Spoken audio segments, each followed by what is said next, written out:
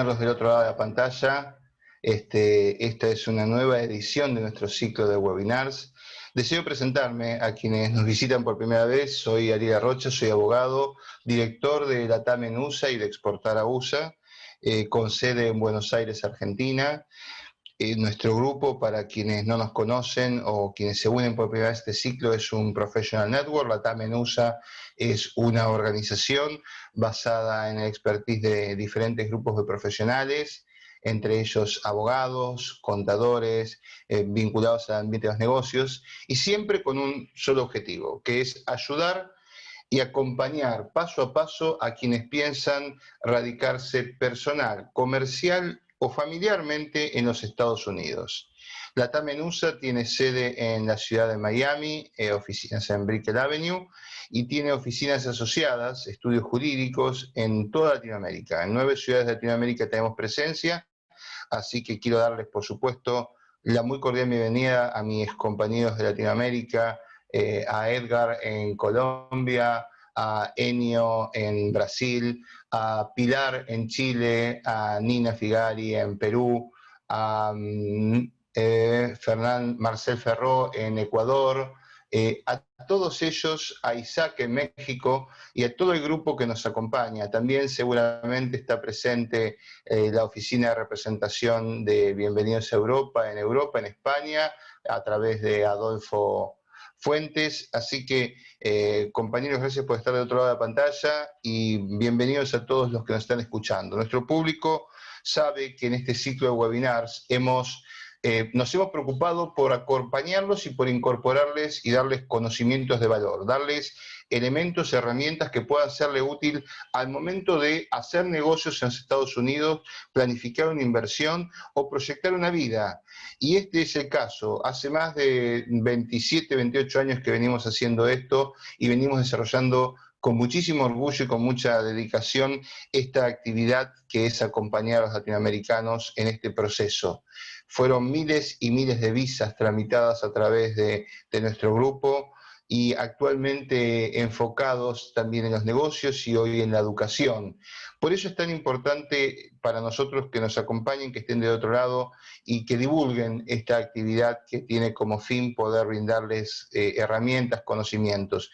A los que se incorporan por primera vez o recibieron una invitación por primera vez, si gustan escribirnos al email info@latamenusa.com, vamos a incorporarlos a la base de datos para los próximos webinars. Ya hemos tenido, este es el número 12, hemos tenido un ciclo muy interesante que se llamó Negocios en Estados Unidos post-COVID-19, y en ese ciclo hemos tenido más de 2.800 participantes.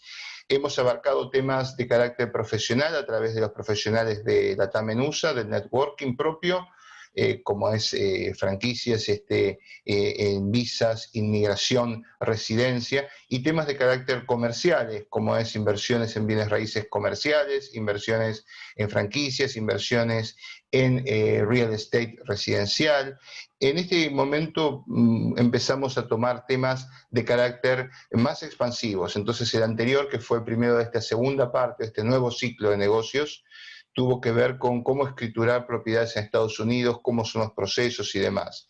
Y hoy vamos a un tema súper interesante, que es el estudiar en Estados Unidos y las visas que existen y las variables que existen para poder estudiar en aquel país. Y por otro lado, sacar la mística de la imposibilidad, los costos, la dificultad, para poder estudiar allá. Y para eso hoy cuento con un amigo y un invitado especial.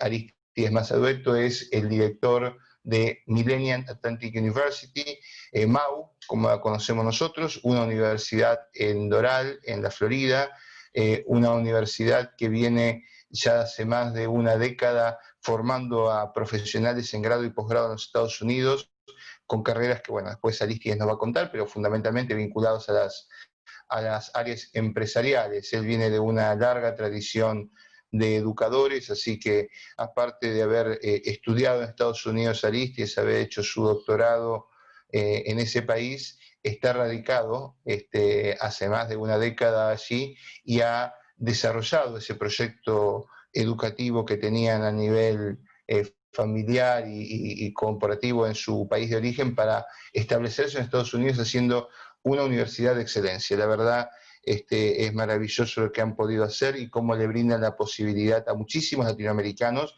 y obviamente a mucha gente que está radicada allá, de acceder a carreras de grado y de posgrado comparativamente en circunstancias muy, muy favorables. Así que un poco esta es la idea de acercarles lo que es estudiar en los Estados Unidos, y para eso voy a compartir pantalla con quien está del otro lado. Desde un lugar un poco más bonito que el mío, desde Key Biscayne, está Arístides, así que, bueno, muy bienvenido Arístides, un gusto tenerte aquí. Muchísimas gracias, Ariel. Es un placer estar con ustedes y con todo el equipo de la TAM. Gracias por la invitación esta mañana. Es sencillamente un placer para mí poder ayudar a toda tu clientela y poder expresarles el agradecimiento a ti y a Leo por la invitación. Por favor. Voy a comenzar. Y quería hacer dos acotaciones, perdona que te interrumpa. No hay Una, problema.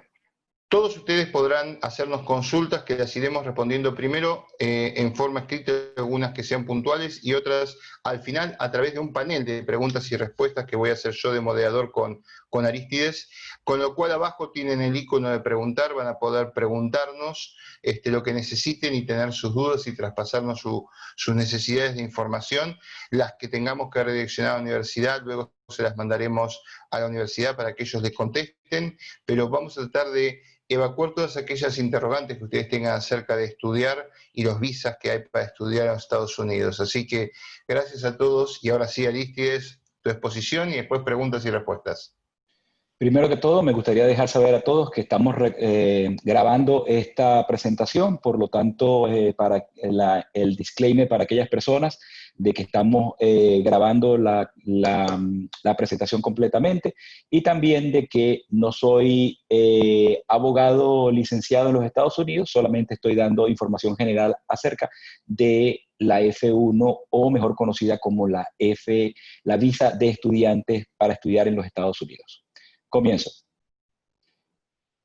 ¿Qué es Millenia Atlantic University? MAU es una universidad privada enfocada en los negocios, ubicada en el Doral, Florida. A mano derecha ustedes ven el edificio en el Doral. Actualmente no estamos ahí. Bueno, estamos trabajando todos remotamente debido a la pandemia, pero es donde damos normalmente clases. Actualmente todas nuestras clases se están dando vía online, vía virtual. Estamos dando clases de verano y tenemos, por supuesto, estamos ya ofreciendo nuestras clases para el otoño, que comenzará a finales de agosto. Las carreras que damos a nivel de pregrado son el asociado en Administración de Empresas y Contaduría, la licenciatura en Administración de Empresas, Contaduría, Gestión de Recursos Humanos, Gerencia de Información Hospitalaria. También a nivel de posgrado tenemos el MBA o el Business Administration, Master in Business Administration. Tenemos un MBA en Contaduría, tenemos uno en Recursos Humanos, en Gerencia de la Agencia de Información Hospitalaria, en Negocios Internacionales, en Logística Internacional y en Finanzas Globales.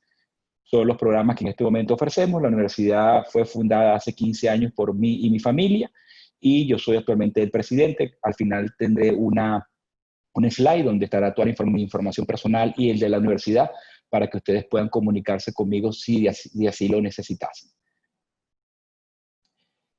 Hay mucho que decir sobre la F1. La F1 es la visa más famosa que hay para estudiar en los Estados Unidos. Sin embargo, no es la única visa con la cual se puede estudiar en los Estados Unidos. Hay otras visas que te permiten estudiar en los Estados Unidos. Está la J1, está la H1B. Hay otras visas que permiten a aquellas personas que tienen esas visas de estudiar en los Estados Unidos. Sin embargo, la F1 está diseñada para poder estudiar en los Estados Unidos programas académicos de larga duración y programas de inglés. Esta visa está diseñada para aquellas personas que quieren estar mínimo un año en los Estados Unidos y hasta 4 o 5 o 6 años, dependiendo del programa académico que estés estudiando.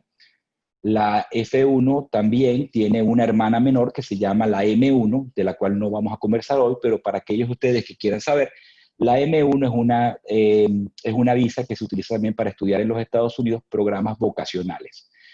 Por ejemplo, técnico de refrigeración o algo por el estilo. No vamos a hablar de de la M1, a pesar de que se parece mucho a la F1, pero como dije, es una visa más que todo para aquellos programas vocacionales. La F1 o la visa F1 es una visa de no emigrante para aquellas personas que deseen estudiar en los Estados Unidos. Para la F1 debes presentar una solicitud para la F1 si planeas entrar en los Estados Unidos para asistir a una universidad o colegio, preparatoria, escuela primaria privada, un seminario, un conservatorio, programas de idiomas y otras instituciones académicas. ¿Cómo se obtiene la visa F1? El proceso de la visa F1 es realmente simple. Aplicar para una escuela en los Estados Unidos que haya sido aprobada por el Programa de Estudiantes y Visitantes de Intercambio, el CEP. El CEP es el sistema de intercambio de visitantes programado de los Estados Unidos. Ese es el sistema que administra todas aquellas F1 que hay. Y tienes que aplicar a una universidad que esté registrada con el CEP. También es importante tener en cuenta que si bien hay muchas instituciones buenas en todo el país, no todas están equipadas para manejar estudiantes internacionales y la administración que esto requiere, por lo que es importante verificar que la escuela a la que te gustaría asistir está aprobada mucho antes de llenar cualquier solicitud, escribir cualquier ensayo o proporcionar referencias. Si la escuela no está inscrita en el CEP y no tiene la capacidad de manejar a los estudiantes internacionales, sería una pérdida de tiempo hacer la aplicación. Después de recibir la aceptación de la escuela, pues primero la universidad tiene que aceptarte, por lo tanto tienes que aplicar como estudiante de esa universidad y cumplir con los requisitos académicos para admisión. Una vez que te haya aceptado la escuela de tu elección, tendrás que inscribirte en el CEP y estarás obligado a pagar una cuota única de solicitud que en este momento son $150. Después que todas las cuotas se hayan pagado y tu cuenta se encuentre en buen estado, tu institución y programa educativo te proporcionarán lo que se conoce como un formulario I-20. Este formulario te permite programar una cita para entrevistarte con la embajada o consulado de los Estados Unidos en tu país para que se te conceda una visa F1 y te conviertas oficialmente en un estudiante internacional. Las instrucciones específicas sobre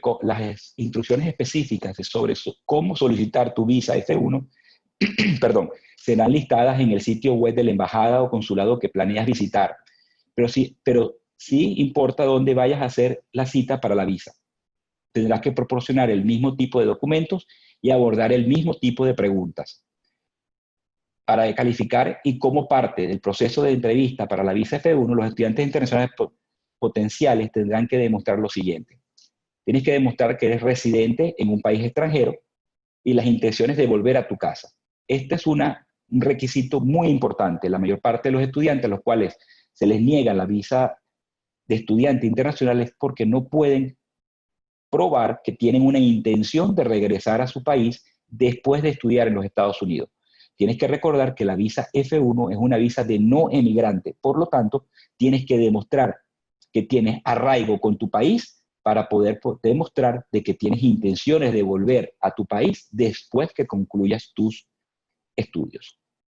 Después de una graduación, es imprescindible que el estudiante internacional planee regresar a su país de origen. Si un entrevistador percibe, y el entrevistador me refiero a la persona de la embajada o del consulado, percibe que las intenciones son convertirse en un residente permanente en los Estados Unidos, lo más probable es que tu visa sea denegada. El propósito de una visa de estudiante es obtener educación y luego llevar tus nuevos conocimientos de vuelta a tu país de ciudadanía, no el permanecer en los Estados Unidos. Y, por supuesto, como último requisito, tienes que haber sido admitido en una escuela acreditada en los Estados Unidos que esté licenciada en el estado donde está la escuela para dar programas académicos. 3. Soporte financiero suficiente. Los titulares de la F1 deben estar equipados para cubrir sus gastos de vida y estudios mientras que estén en los Estados Unidos, ya que las oportunidades de empleo legales serán limitadas. Debe demostrar vínculos fuertes con su país de origen, incluyendo familia, ofertas de trabajo, cuentas bancarias y otros activos. Es especialmente significativo de que la persona tenga un buen apoyo económico, ya que, como he dicho, las opciones de trabajo para estudiantes internacionales bajo la F1 son muy, pero muy limitadas, y el gobierno americano espera que tú puedas satisfacer todas tus necesidades económicas sin tener que trabajar en los Estados Unidos mientras que estás bajo la F1. Vamos a la pregunta entonces. ¿Cómo se trabaja en los Estados Unidos o trabajar con una visa F1? Ten en cuenta que los dependientes de un titular de F1, aquellos que portan la F2, de la cual hablaremos luego, no son elegibles para empleo. Es esencial recordar que la F1 está destinada a estudiantes de tiempo completo y no está diseñada como visa de trabajo. Con esto en mente, los estudiantes internacionales pueden ser capaces de trabajar 20 horas a la semana en el campus, quiere decir, dentro de la escuela, cuando la escuela está en sesión, durante los meses en los cuales tienes clases, y tiempo completo cuando la escuela está en receso, el verano, el receso de otoño, las vacaciones de primavera. Pero es posible que tengas que primero buscar la aprobación del Departamento de Seguridad Nacional y la Oficina Internacional de tu escuela. Trabajar de manera ilegal con una visa F1 es una grave violación de los reglamentos y podría resultar en la deportación inmediata de los Estados Unidos. Entonces, según lo que estoy explicando, para poder trabajar dentro de los Estados Unidos, tendrías que trabajar dentro de tu universidad en aquellos establecimientos que la universidad tenga para estudiantes internacionales. En mi experiencia, cuando yo era estudiante internacional en los Estados Unidos, trabajé en la cafetería de la universidad y trabajé en la biblioteca de la universidad. Por supuesto, no puedes trabajar más de 20 horas y tus dependientes, a los cuales se les da una F2, después hablaremos de la F2 más adelante, no son elegibles para trabajar de ninguna forma ni manera. Además, los titulares de una F1 son elegibles para solicitar permiso de trabajo fuera de la escuela por hasta 12 meses. Este permiso se llama Entrenamiento Práctico Opcional, o OPT, por sus siglas en inglés, y permite a los estudiantes de la F1 entrenar o, por lo tanto, trabajar en un campo que esté relacionado con su campo de estudio. Para tener más información, asegúrese de ponerse en contacto con un asesor de estudiantes internacionales en su escuela, pero el OPT se utiliza tradicionalmente en las siguientes circunstancias. Trabajo a tiempo parcial durante los estudios del estudiante F1. Eso quiere decir que puedes trabajar mientras que estás estudiando y puedes hacerlo fuera de la universidad.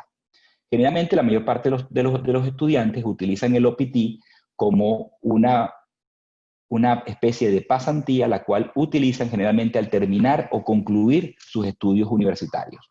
Una vez que terminas tu pregrado o tu posgrado, entonces aplicas en el último semestre para el OPT para poder trabajar y practicar tus conocimientos y lo que has aprendido durante un año.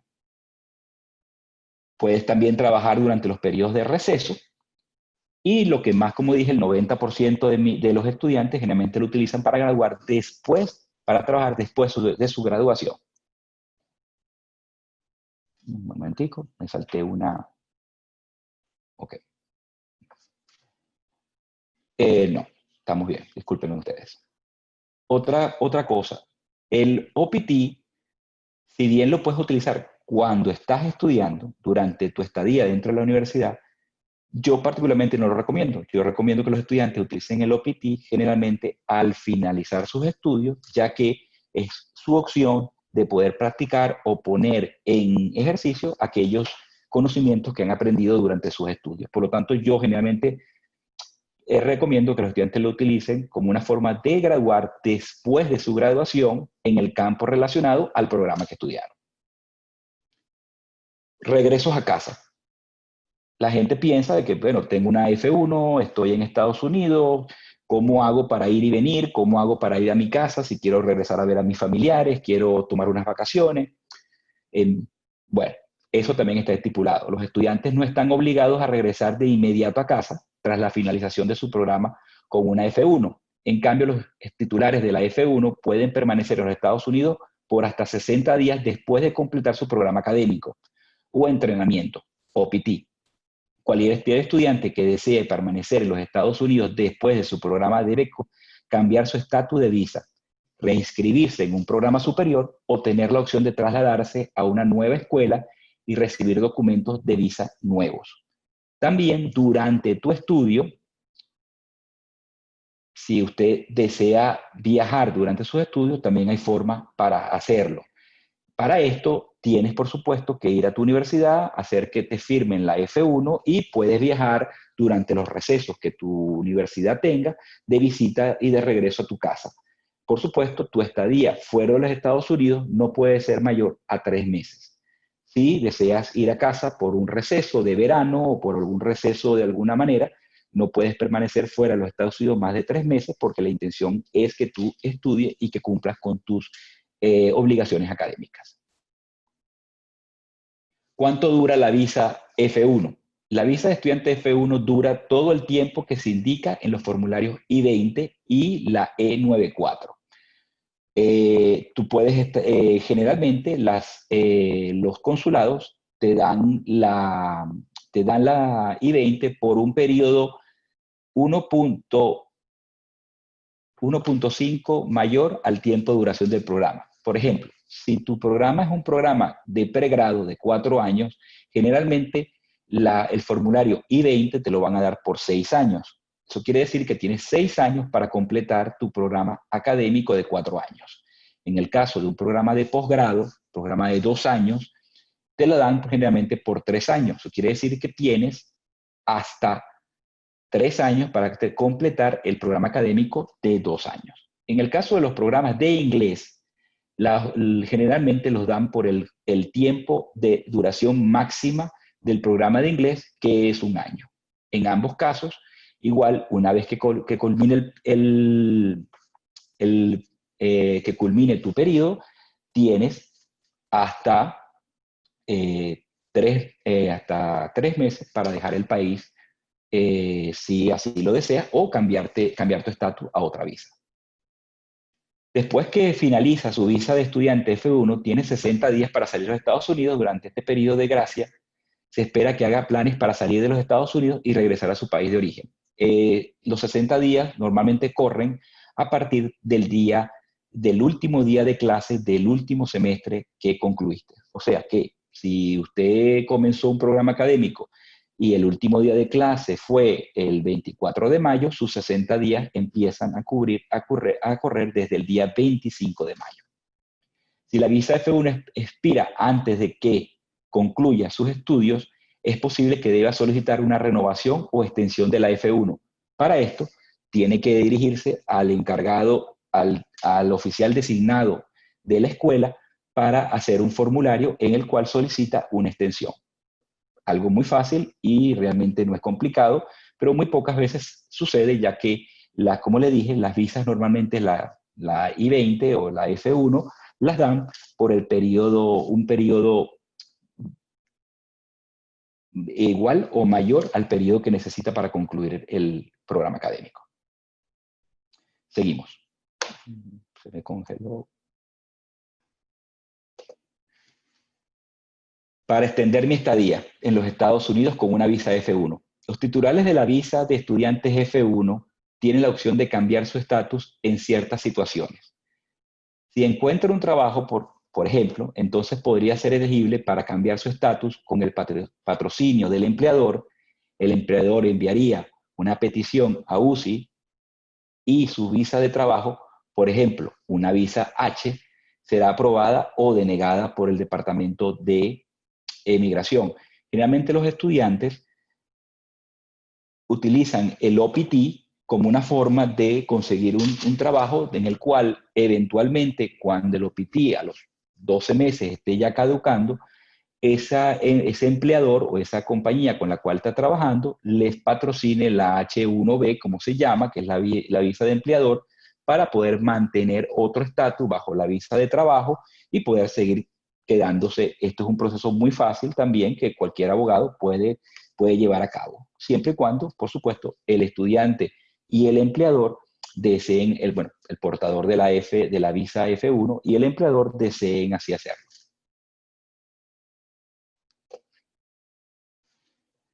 Como dije anteriormente, también siempre hay opciones y siempre sale la pregunta de cómo ¿Cómo tengo la Green Card o la visa de residencia?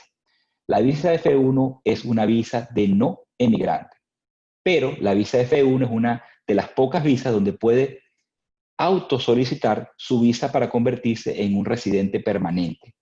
Aunque el proceso es complicado y posible solicitar una tarjeta de residencia como titular de la visa de F1, algunos estudiantes optan por autopetición como una persona con habilidades extraordinarias.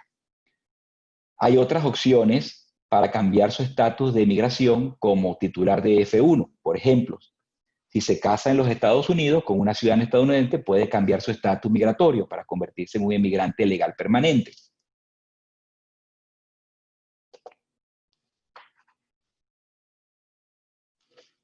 Perdón. También puede convertirse en titular de una tarjeta de residencia, es decir, un residente permanente legal, si puede demostrar que invertirá $900,000 en la economía de los Estados Unidos. Sin embargo, para la mayoría de los estudiantes, la mejor manera de permanecer en los Estados Unidos después que finalicen sus estudios son las siguientes: a través de la opción Practical Training, y que el empleador le contrate y le solicite una visa H-1B. De la H-1B, que es una visa de no emigrantes, se puede pedir una certificación laboral, una PERM.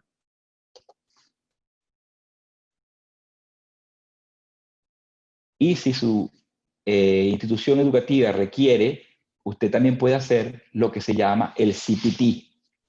Muchas personas siempre preguntan si puedo hacer un currículum de capacitación práctica durante mi estadía en el colegio.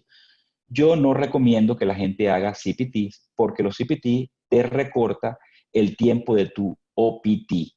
Por lo tanto, es preferible esperar al final de tu periodo académico para hacer tu OPT completo 12 meses y de esa manera poder obtener los beneficios de los cuales hablamos en la página anterior y poder tener un año para hacer tu OPT y a través de ese empleador buscar tu H-1B y eventualmente una certificación laboral, o mejor conocida como una PERM, que te podría llevar a obtener una Green Card si llegado el momento, esa es la decisión que usted desea o el camino que usted desea tomar en vez de regresar a su país de origen.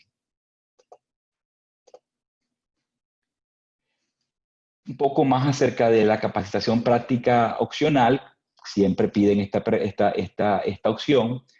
Es un poco diferente, el OPT es diferente al CPT. El OPT no es requerida por un título, pero tiene la intención de brindarle experiencia laboral a los Estados Unidos cerca de la conclusión de su programa. Puede comenzar el OPT antes o después de la graduación. La principal restricción es que el trabajo debe estar relacionado con su campo de estudio.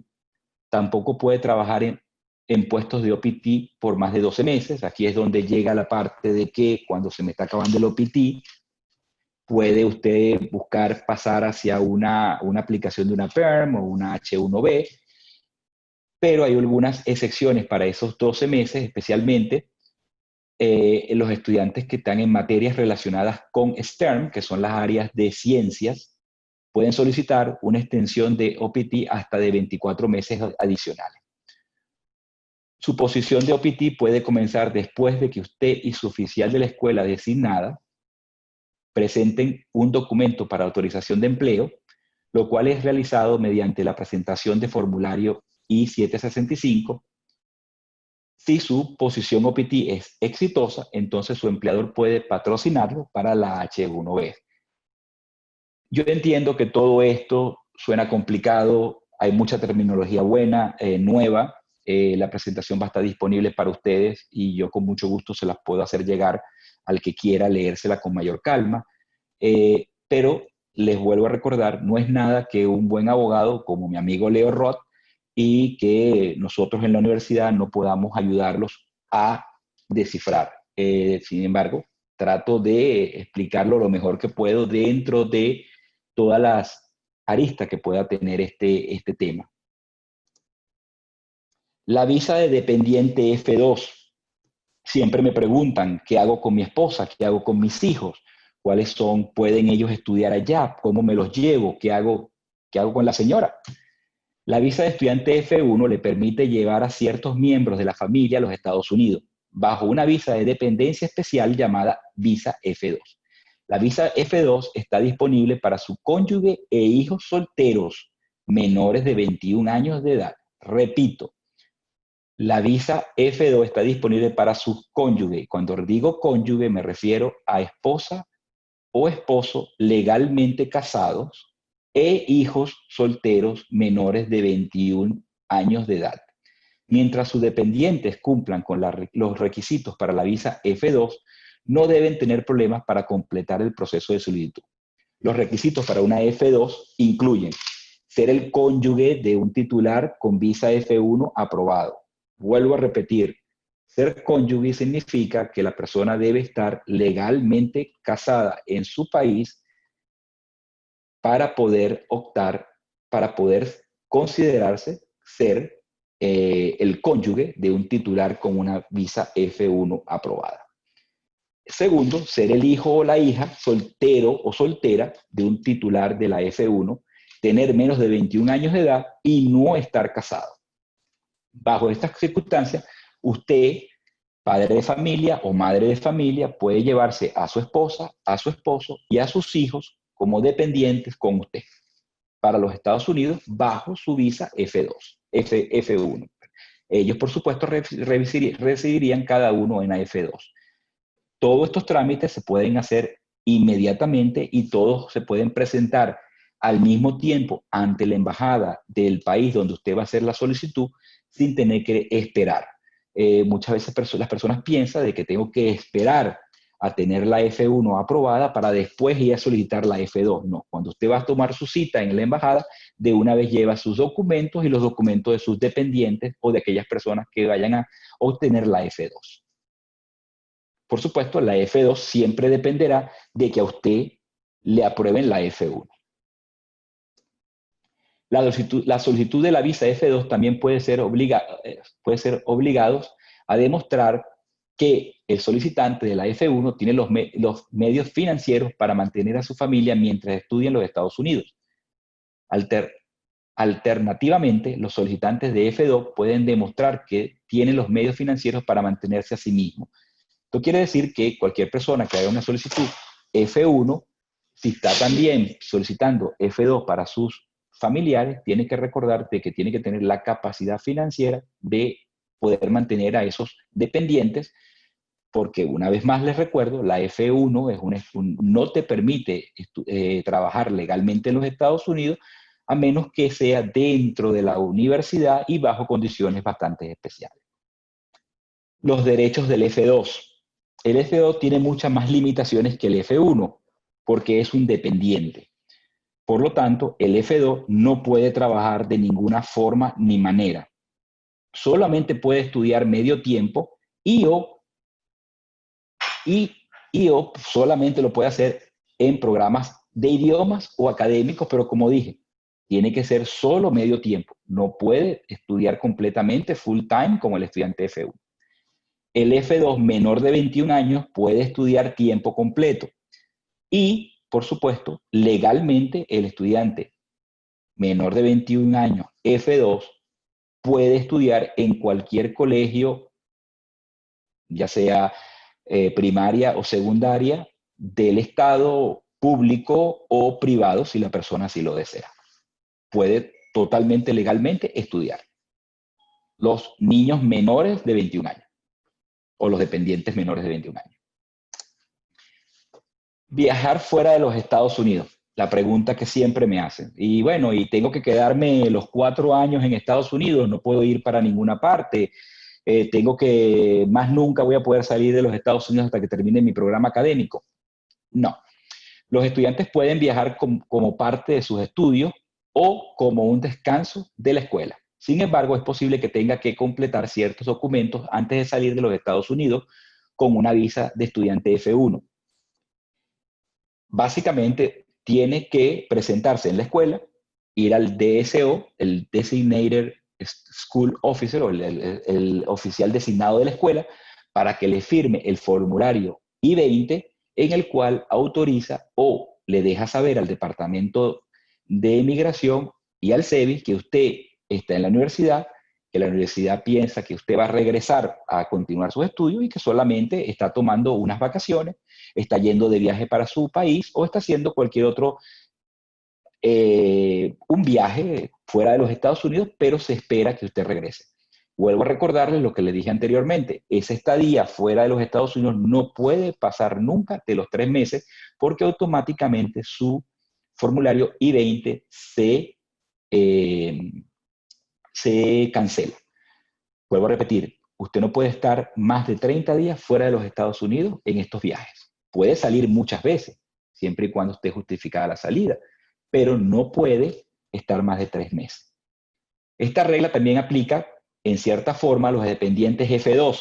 Sin embargo, el visa F1 tiene que cumplir con sus obligaciones académicas. Sin embargo, el F2, cónyuge y dependientes, pueden entrar y salir de los Estados Unidos las veces que quieran o necesiten, siempre y cuando el tiempo que están afuera no exceda los 3 meses.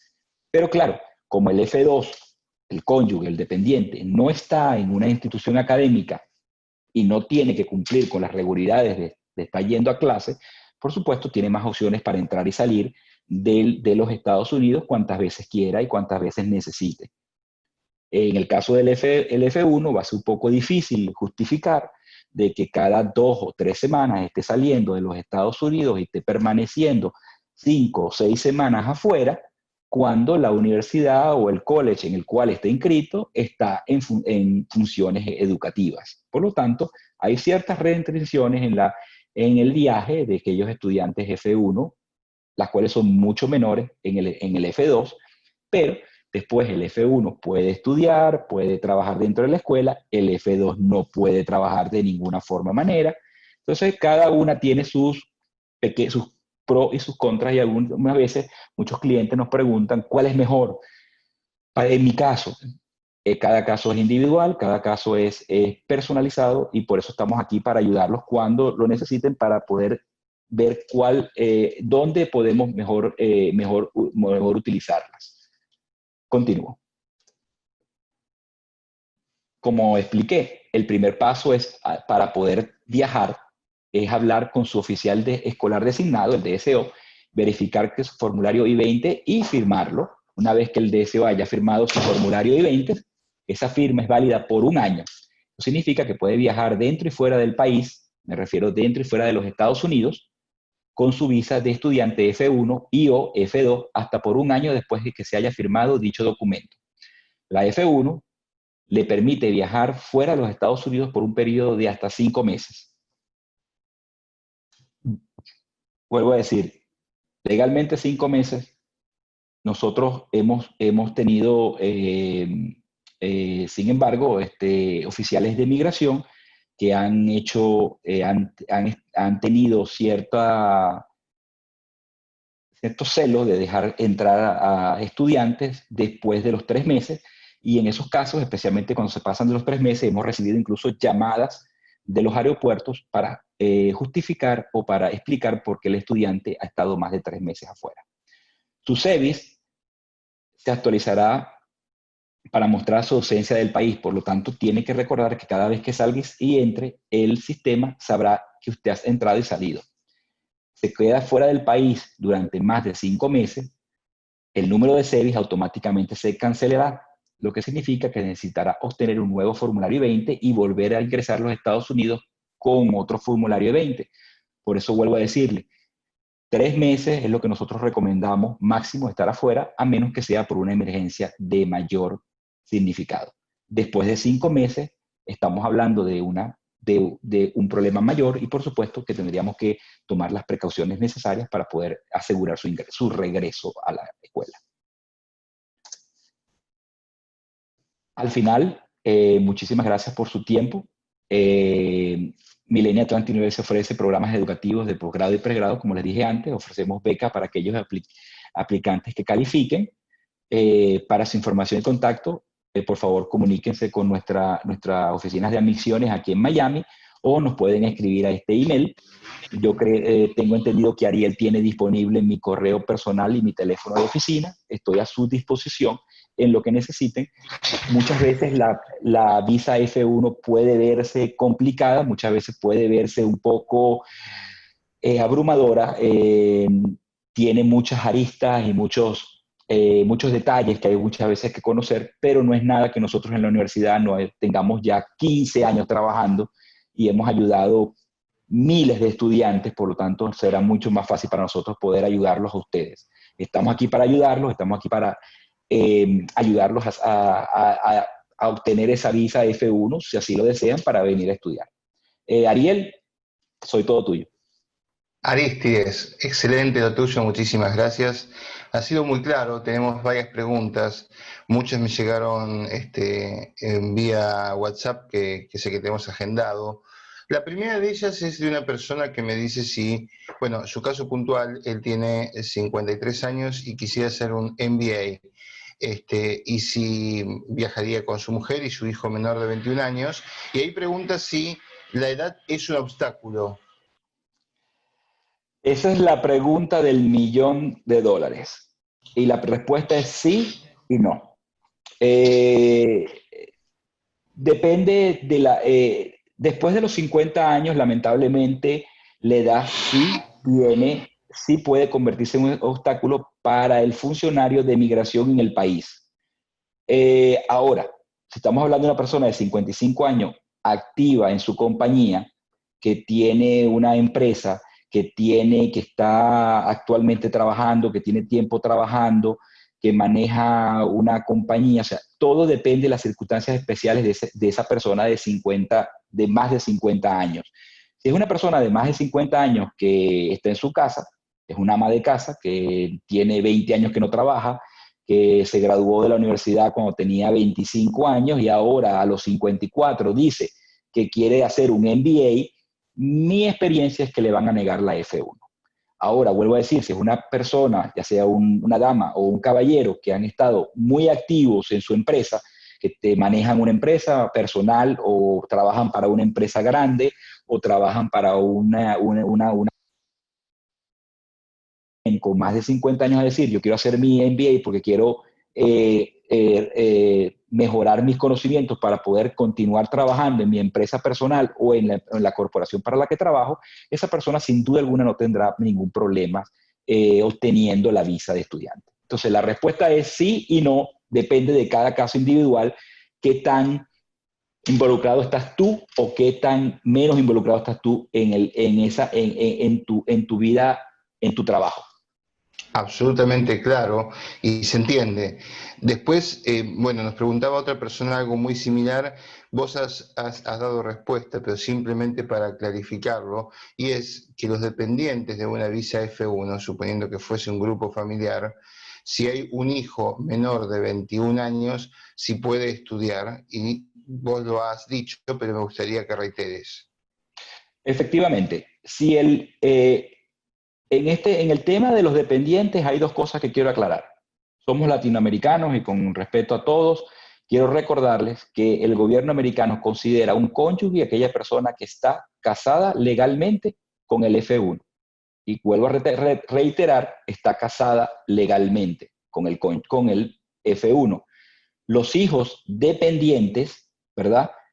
Menores de 21 años que no estén casados, vuelvo a repetir, hijos menores de 21 años que no estén casados, pueden estudiar sin duda alguna a nivel universitario o pueden estudiar a nivel de primaria, secundaria o kindergarten, como le llaman.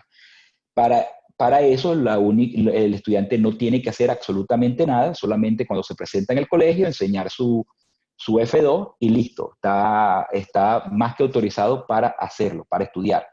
Ahora, la pregunta que mucha gente me dice y muchas veces me preguntan es, bueno, ¿puedo yo inscribirlo en el colegio público que queda a 3 cuadras de donde voy a quedarme? Sí, usted puede inscribir legalmente a su hijo menor de 21 años en un colegio público, ya sea primaria, secundaria o, por ejemplo, aquí en Miami, yo vivo en una zona donde hay un colegio que tiene hasta 6º año de bachillerato.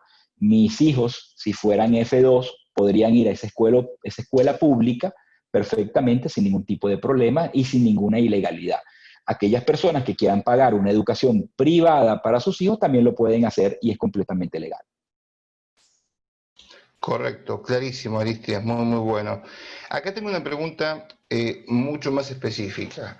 Y dicen, ¿cuánto sería el nivel de solvencia económica que alguien debe demostrar si va a ser alumno de MAU, de la universidad, de Millennium Atlantic University? Esa pregunta, en el caso de Maus, para el gobierno americano quiere asegurarse que la persona tiene suficiente dinero para mantenerse y para pagar sus estudios por lo menos por un año. En el caso de Mau, nosotros exigimos nosotros pedimos que el estudiante nos pueda demostrar que tiene $25,000 o más en sus cuentas para poder estudiar con nosotros. Otras universidades, por supuesto, van a requerir números más elevados dependiendo de cuánto cueste, cuál sea el costo de la matrícula de esas universidades. Pero en el caso de Mau, que no es igual a las demás universidades, son $25,000 para una persona F1 con dependientes. Perfecto, súper claro ahí. Por supuesto, para un soltero, para un F1 soltero sin dependientes, el monto es menor y, por supuesto, cambia un poco, pero no mucho, entre pregrado y posgrado. Bien, súper claro. Aquí alguien pregunta algo en consonancia con eso y creo que, bueno, hay una relativa variedad según las carreras, pero preguntan cuánto es estimativamente el costo de una carrera de grado o en qué rango de valores está una carrera de grado, si tú quieres ayudarlos. Vuelvo a decirte, no, los rangos, ese número difiere mucho de universidad a universidad. Cada universidad tiene sus costos, cada universidad tiene su costo de matrícula. En el caso de nosotros, una carrera de pregrado, lo que llamamos en nuestros países una licenciatura, lo que se llama aquí un bachelor, tiene un costo de $55,000 los 4 años. Vuelvo a repetir, son $55,000 por los 4 años. Por supuesto que el estudiante paga eso a medida de que va tomando clases. No es que lo tiene que pagar todo por adelantado, lo paga un semestre a la vez. En el caso de pregrado, en el caso de nosotros, el pregrado cuesta alrededor de $22,000 los 2 años. ¿Ok? Sin embargo, tanto para pregrado y para posgrado, la universidad tiene becas para aquellas personas que califican, que van hasta 50% del costo de la matrícula. Otras universidades tienen también otras opciones de becas, tienen otras opciones de ayudas y por supuesto sus precios son diferentes a los de nosotros. Si cualquier persona que esté interesada en una tabla de lo que cuesta la universidad específicamente, por favor escríbanme a mí directamente o a Ariel, y Ariel me lo hará llegar a mí y yo les mandaré la planilla exacta del costo por carrera en términos de semestre y en términos de año y por supuesto de la carrera completa, incluyendo libros, y se hace un estimado, por supuesto, de lo que cuesta el valor de vivienda, que eso es aparte. Pero en esa tabla se los puedo mandar. Muy bien, muy, muy claro, Aristides. Aquí hay una persona que nos escribe que está en Estados Unidos y dice, estoy actualmente cursando mi carrera en una universidad. Si quisiera cambiarme a MAU, ¿eso implica que tengo que hacer una F1 nueva? ¿Cómo es el procedimiento? No. Eso es un procedimiento de transferencia. El procedimiento de transferencia es muy fácil. El estudiante viene a nuestra universidad, se le transfieren los créditos que ya haya hecho en la universidad en la cual está en este momento y se hace una aplicación en el sistema SEVIS por computadora, y una vez que se hace esa solicitud en SEVIS, 24 horas después, su escuela tiene que autorizar la transferencia. Nosotros le hacemos una I-20 nueva y el estudiante se puede transferir con nosotros en el momento. Es un procedimiento que toma no más de 48 horas. Realmente es un procedimiento muy rápido. El estudiante no tiene que ir a su país a buscar una nueva visa F1, solamente nosotros le emitimos una nueva I-20, por supuesto, donde se le asigna un nuevo número así que está, por supuesto, relacionado con la universidad de nosotros. En la parte académica, los créditos se le transfieren de la universidad en la que está en este momento a nuestra universidad. Vuelvo a decir, el proceso de transferencia de crédito toma un poquito más porque tenemos que hacer un análisis de crédito, pero en el estado de Florida eso es muy fácil porque ya está establecido legalmente cómo se hace esa transferencia de créditos entre las universidades. Lo único que tomaría un poquito más de tiempo sería la parte de la transferencia de la I-20, y eso es un proceso de 48 horas. Perfecto, súper claro.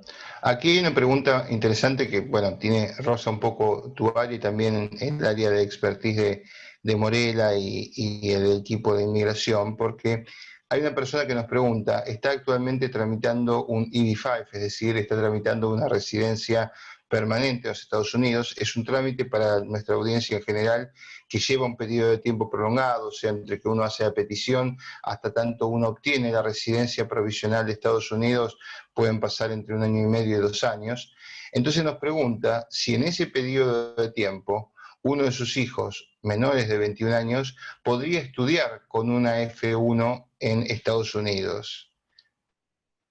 Ahí, bueno, un poco hay una respuesta dual. Claro, sí. Es verdad, la F1 de su hijo contradice, y esta es la pregunta de la persona y es cierto, lo que es la intención migratoria, porque la F1 es para estudiar y regresarte. Pero tengamos en claro que cuando uno habla de peticiones ante inmigraciones, las peticiones son personales. La familia va por añadidura, entonces el peticionante de un EB5 no tendría la posibilidad de peticionar una F1, pero sí su familia, o sea, su hijo. ¿Correcto, Aristides? Así es. En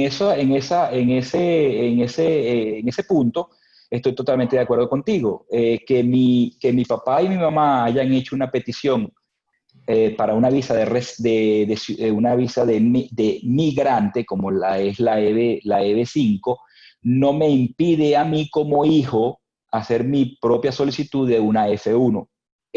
Ahora, si ya yo tengo introducida ante inmigración una visa de emigrante, como es la EB5, se va a ver un poco raro de que ahora vaya a pedir una F1 para ir a estudiar. Porque, claro, estoy violando la primera condición de la F1, que es que yo tengo una intención de regresar cuando termine mis estudios académicos a mi país de origen. Tienes toda la razón, estoy totalmente de acuerdo con tu análisis. Sin embargo, es una pregunta que Morela podría escribir con más detalles y con los términos legales que son necesarios. Por supuesto. Acá hay una consulta vinculada a los valores de referencia que tú has dado. Una persona nos pregunta, está completando una solicitud, entiendo que en MAU, y dice que el monto que le recomienda el formulario son $22.000, si es que este monto ha cambiado. Entiendo que habla de un tuit y no de lo que sería carrera, pero entiendo que eso difiere según cada carrera, ¿verdad? Vuelvo a decirte, yo me fui con el monto más alto para que nadie después me viniera a decir, me dijeron 25 y ahora son 27. Me alegro que sea menos, pero como tú dijiste, me alegro que sea menos en el caso de esta persona, pero como tú dijiste, eso difiere por carrera. Primero difiere por carrera, difiere por grado académico y difiere por exactamente. Hay 2, 3 cositas, no puedo dar todos, porque imagínate, tenemos 18 grados académicos, tendría que dar 18 diferentes montos, pero sí va entre 20 y 25. Me alegro que en el caso de la señora o del señor que está haciendo la pregunta, el monto sea inferior. Esa información no se cambia así como quien dice todos los días, y esa información se mantiene actualizada todos los días. Por lo tanto, si ella le dieron que es 22, es 22. Perfecto. Aquí tenemos otra pregunta para ti, Aristides. Hay una persona que dice, mi hijo está cursando actualmente primer año en la universidad en diseño gráfico en Colombia. Si bien es una carrera que yo creo que ustedes no tienen, la pregunta es si una persona que tiene una cantidad de materias aprobadas en un país podría trasladarse a otro país y si esos créditos universitarios son tomados o receptados por las universidades americanas. Y primero quiero aclarar que la transferencia de créditos es una potestad individual de cada institución académica. Nadie puede obligar a ninguna universidad a aceptar o a no aceptar créditos académicos. Sin embargo, los créditos académicos de Colombia, igual que de Venezuela, que igual que Perú, Argentina, Chile, Brasil, cualquier país en Latinoamérica que no haya mencionado, incluyendo el Caribe y Europa, por convenios que han sido firmados hace muchísimos años, son transferibles. Vuelvo a decir, eso requiere que la universidad a la cual el hijo de la señora o el hijo del señor, no me recuerdo en este momento, vaya a aplicar, tiene que hacer un análisis de crédito y tiene que decirle directamente cuántos créditos y qué número de créditos y cuáles créditos va a aceptar. Normalmente, en el estado de Florida, y vuelvo a decir, esto es en el estado de Florida, porque cada estado puede ser diferente, y dentro del estado de Florida digo que puede ser diferente de una universidad a otra. Generalmente las universidades aceptan hasta 50% de los créditos necesarios para obtener un título en ese grado. Si el joven ya ha cursado más del 50% de los créditos en su país, posiblemente cuando venga para acá y trate de transferir esos créditos, va a perder tiempo y créditos porque no le van a poder aprobar todos. Sin embargo, eso es una pregunta que, si bien la pregunta inicial es, ¿son transferibles o no?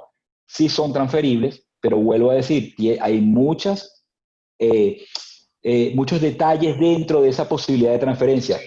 Queda a la universidad, queda el número de créditos, queda a la aprobación, con qué nivel académico fue aprobado. Muchas universidades no permiten cierta nota. Por ejemplo, en el caso de nosotros, si tú me vienes con una nota inferior a una C, que sería más o menos como un 75% del 100% de la nota, yo no te transfiero ese crédito.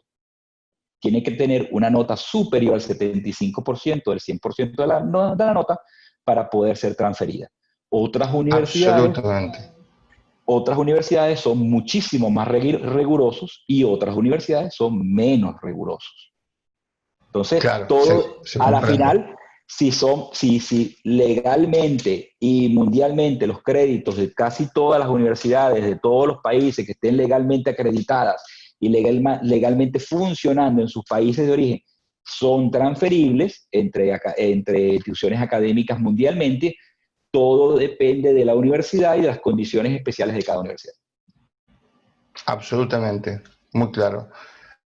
María, le contesto muy brevemente porque me hace una consulta sobre habilidades extraordinarias. Es una visa muy interesante, pero no tiene que ver con la parte educativa. Así que encantado, después de que le ayudamos, si me escribe por mail, va a ser un placer poder ayudarla, pero habilidades extraordinarias tiene que ver con personas ya recibidas que han podido o pueden entrar, que son personas que por su actividad y desarrollo están por arriba de la media de su profesión o de su actividad. Por eso que no vale la pena que la mencionemos en el marco de esta charla, pero no quería dejar de dar la respuesta. Aquí sí tenemos otra específica y pregunta si un estudiante que está cursando en tu universidad y tiene motivos de fuerza mayor, llámese enfermedad propia o de algún familiar, puede pedir una excepción para salir más tiempo del que regularmente tú mencionaste. Todas las reglas tienen excepciones y el gobierno americano entiende que todos somos humanos y que todos tenemos familia. Nosotros le hemos tramitado a estudiantes de nosotros estadías superiores a 5 y 6 meses fuera de los Estados Unidos por causas mayores de fallecimientos de familiares, hermanos, eso sí, estos casos especiales generalmente tienen que ver con lo que se llama el círculo más cercano. Por ejemplo, si a mí se me muere mi papá, mi mamá o un hermano mío, eso es un familiar de mi círculo cercano. mi abuelo, mi tío, el tío de mi mamá, que en Latinoamérica para nosotros todos somos familia y todos son de mi círculo más cercano, para el gobierno americano no es así. El americano tiene sus niveles de círculos. Tu círculo más cercano es tu mamá, tu papá y tus hermanos. Fuera de ese círculo, cualquier solicitud extraordinario por un problema familiar es bastante difícil. Sin embargo, dentro de ese círculo, papá, mamá y hermanos, solicitudes de estadía fuera de los Estados Unidos por más de 5 o 6 años se pueden hacer y generalmente son bien documentadas, son aprobadas. Ahora, por razones de enfermedad, también hemos tramitado un par de casos. Tuvimos un estudiante hace pocos años que lamentablemente tuvo cáncer. El joven decidió quedarse dentro de Estados Unidos para afrontar su tratamiento y se le pidió al gobierno una estadía más larga por razones médicas, a pesar de que no fue para la universidad y no estuvo cursando sus materias, pero sí se pueden dar excepciones por salud y por familia. Sin embargo, son casos muy puntuales que hay que manejarlos con mucha, con mucha Precaución, cautela. precauciones, cautela. Claro. Ahora, también, por eso es que al principio de mi presentación les recuerdo que siempre es importante escoger una universidad que tenga experiencia en el manejo de estudiantes internacionales y que sepa lo que es tener estudiantes internacionales. No todas las universidades están capacitadas para atender a los estudiantes internacionales, no todas las universidades entienden lo complicado de ser un estudiante internacional y muchas veces fallan en proveer los servicios adecuados para esos estudiantes. No obstante, nosotros tenemos 15 años sirviendo al mercado de estudiantes internacionales y nos hemos dedicado a eso, a proveer esos servicios que los estudiantes internacionales muchas veces solicitan y requieren, que es una atención personalizada y detallada muchas veces. Absolutamente, y doy fe de eso, y en esto hago yo el comentario porque Aristides no lo va a contar, pero universidad muy cercana, es una universidad que tiene la oportunidad, digamos, no solo la posibilidad, sino el deseo de estar cerca de los estudiantes. Hay muchos estudiantes internacionales y he visto cómo tienen sus barbacoas, sus reuniones de alumnos, sus actividades extracurriculares, cómo existe una verdadera comunidad dentro de la universidad que hace que la gente se sienta como en casa. Y eso creo que es muy importante. A veces las universidades muy grandes tienden a ser un poco impersonales y cuando nuestros hijos viajan a otro país para capacitarse o para estudiar, uno como padre siente el temor de esa soledad, de esa distancia, de esas diferencias culturales. En MAU se vive un clima de mucha comunidad, de mucha armonía. Hay muchos estudiantes latinoamericanos que están formándose en carreras de grado, de posgrado allá. Tuve ocasión de visitar varias veces las instalaciones y de ver cómo operan y cómo funcionan, y la verdad que es hermoso, es muy, muy gratificante porque existe ese conocimiento y ese saludo cotidiano en la gente que transita los pasillos y las aulas de la universidad que hace que uno no se sienta tan lejos y que como padre pueda estar tranquilo de la contención que hay dentro de una universidad como esta. Muchísimas Así que, gracias, bueno, ese Ariel. es un comentario adicional. No, por favor, lo he visto y lo he vivido, así que era un comentario que quería hacer. Por supuesto, agradecerte muchísimo, agradecer a la audiencia que hoy nos ha acompañado Ariel, y que ha Ariel, consultado y sacado dudas y preguntado. Sí, por supuesto. hay una Sí, pregunta que adelante. creo que no hemos contestado. Sí. Rodolfo Letowski nos hace la Ujú. siguiente pregunta. Hola, para hacer un posgrado, ¿es necesario demostrar tener un título de grado vinculado con esa carrera? La respuesta es sí y también es no al mismo tiempo. Todo depende del posgrado. Si tú quieres hacer un posgrado en contabilidad, por supuesto que necesitas haber tenido una licenciatura en contabilidad porque si no, no vas a poder ejercer como contador el día de mañana.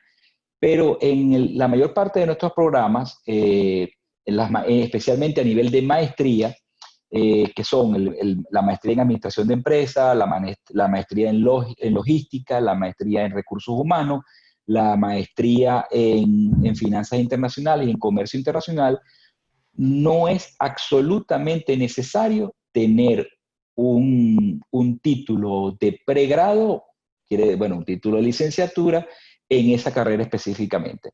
Nosotros hemos tenido arquitectos que han decidido hacer su MBA con nosotros sin ningún tipo de problema.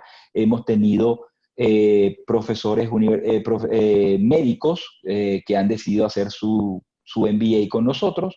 Tenemos ingenieros en sistemas, ingenieros industriales, ingenieros mecánicos que han decidido hacer sus maestrías con nosotros en recursos humanos, en logística, en finanzas, y para eso no hay ningún requisito. Ahora, por supuesto, tendríamos que, en este tipo de cosas, hay que ver cuál es el título y hay que, por supuesto, analizar caso a caso si bajo ese título que la persona tiene se puede o no se puede hacer un posgrado en el área específica que la persona lo quiera hacer. Ahí está. Exactamente, exactamente. Bueno, esto ha sido extraordinario. Hemos hecho un recorrido por la universidad, por estudiar en Estados Unidos, por las facilidades que otorgan el sistema de visas.